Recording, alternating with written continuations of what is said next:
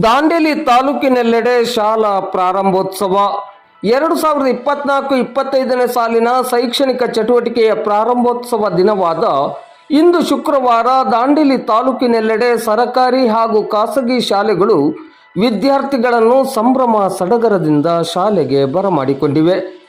ದಾಂಡೇಲಿ ತಾಲೂಕಿನ ಬಹುತೇಕ ಎಲ್ಲ ಶಾಲೆಗಳನ್ನು ತಳಿರು ತೋರಣಗಳಿಂದ ಶೃಂಗರಿಸಲಾಗಿದೆ. ವಿದ್ಯಾರ್ಥಿಗಳಿಗೆ ಆರತಿ ಬೆಳಗಿ ಪುಷ್ಪ ನೀಡಿ ಸಿಹಿಯನ್ನ ತಿನ್ನಿಸಿ ಶಾಲೆಗೆ ಸ್ವಾಗತಿಸಲಾಗಿದೆ.